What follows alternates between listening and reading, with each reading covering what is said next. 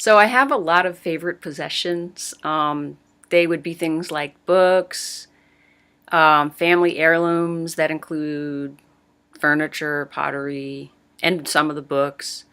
Um, Music, my mother's music collection, my music collection. But to narrow it down, I'd have to say my favorite all time possession would be my tool collection, which is actually three generations worth of tools.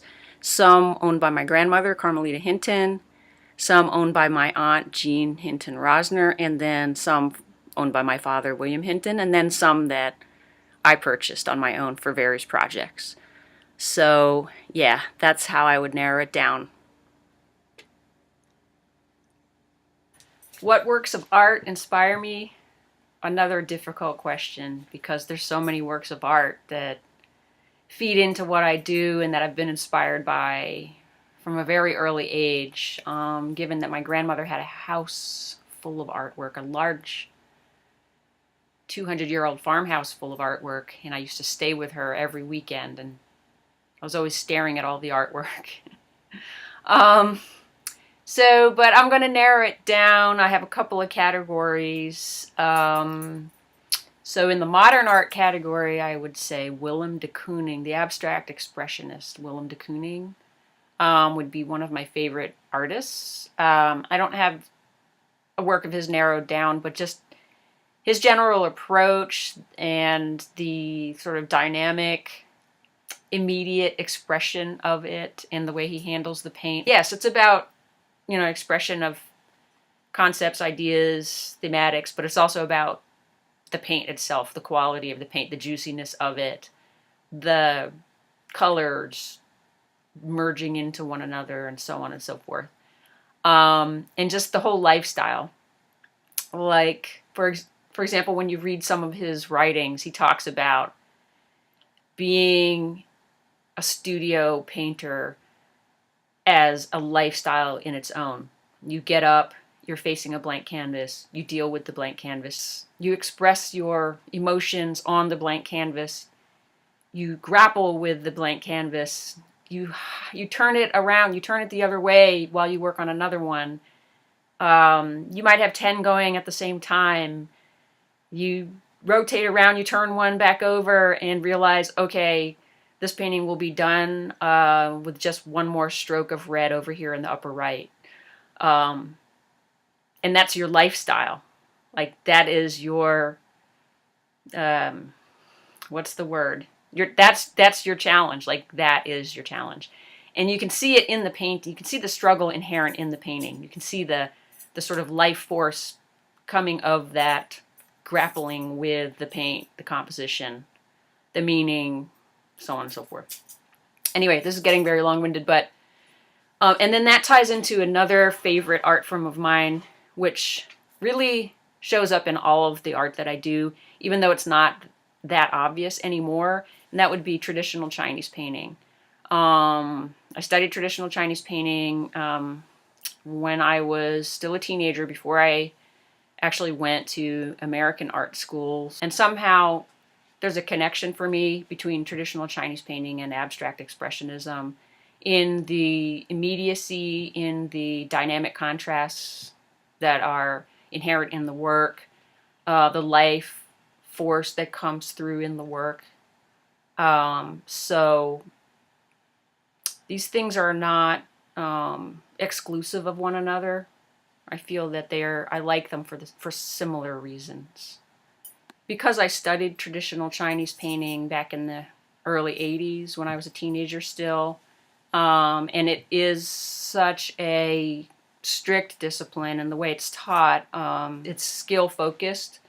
It's kind of a paradox because it's so skill focused, but the end result is, after much practice, you end up with complete freedom of expression in the moment, and the techniques and principles in it pretty much show up in everything that I've done ever since I was studying in China. So I guess you could say it's inspiring to me, but it's also just embedded in the way that I do things because of the way they taught me, and the fact that it's really I really absorbed it because of the repetition and the strict discipline that the teachers ingrained in the students, myself and the Chinese students in the art school in Peking, in Beijing.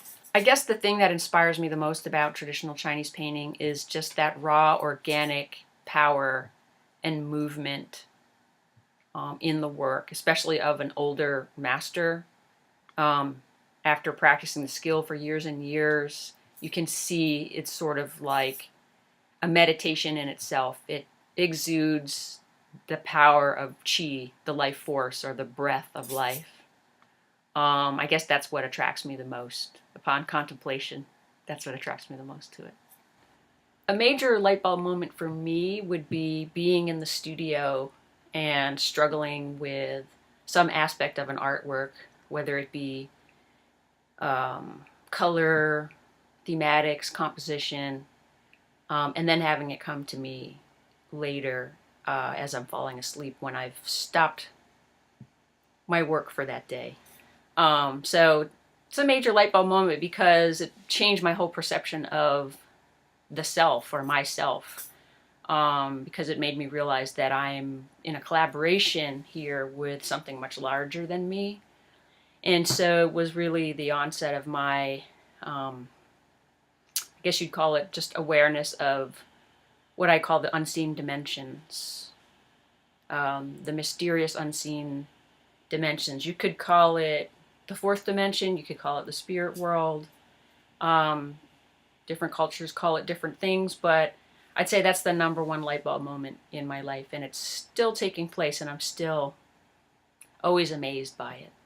I think it's fascinating. My number one guilty pleasure would have to be watching old reruns and sitcoms from the 70s, like Columbo, All in the Family, and Barney Miller.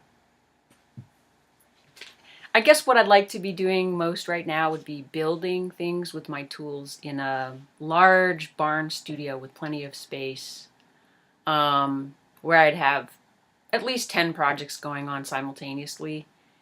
And they'd probably be mixed media projects, and I'd have, like I said, I'd have my tools out. I'd also have my paints out and some sewing materials. I might have my printer going.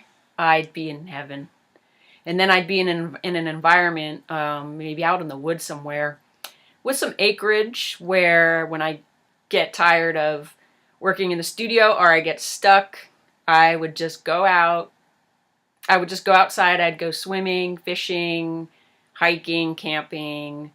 I'd have friends come with me, family and friends, visiting.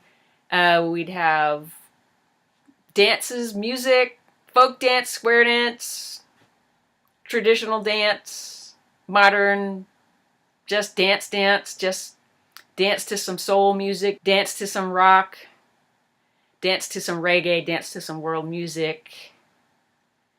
Not sure about dancing to jazz, even though jazz is one of my favorite forms of music, which is usually on when I'm in creative mode.